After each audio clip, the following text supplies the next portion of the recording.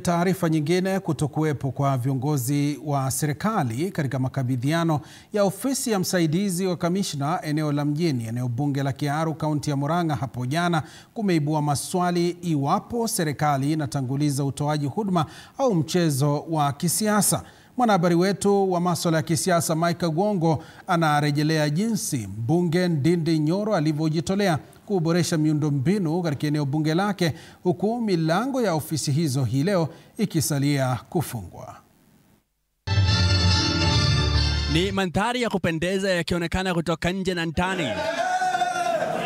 Mradi wa hazina ya maendeleo ya eneo bunge la Kiharu, ambao tangu kuanzishwa kwa msingi wake umefanywa kipaumbele ili kunadi mazingira mazuri kwa naibu kamishna wa kaunti, ikilinganishwa na afisi za sasa ambazo zinaonekana kutengwa. Swali wanalojiuliza wapiga kura wa Kiharu na wa Kenya ni kwa nini kamishna wa kaunti, makamishna wasaidizi na machifu hawakuwepo, huku maafisa wa polisi kutoka eneo hilo pia wakisusia kuhudhuria hafla ya ufunguzi wa afisi hii. Haijulikani iwapo msaidizi wa kamishna na machifu husika wanaotarajiwa kutoa afisi hizi watachukua wadhifa huo baadaye, licha ya wao kufeli kufungua malango yake hii leo. Wakazi wa eneo hilo waliotafuta huduma za utawala walikaribishwa na milango iliyofungwa, huku machifu wakiendesha shughuli zao kutoka kwa afisi zao zilizochakaa. Walitoe basi hapa.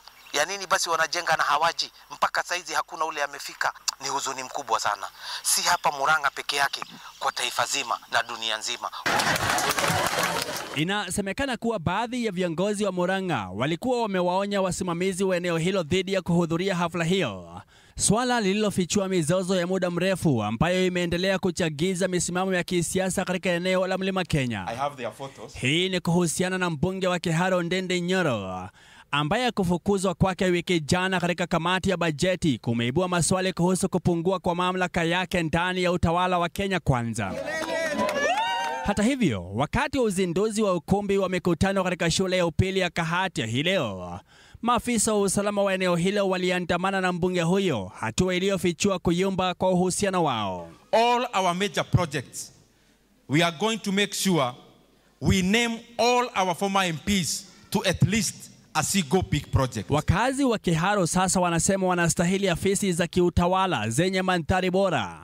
Mradi huo ambao ulianzishwa na NGCDF unalenga kuboresha utoaji wa huduma, huku ukitarajiwa kuungwa mkono na viongozi wote bila kujali tofauti za kisiasa. Mike Gwongo, TV 47.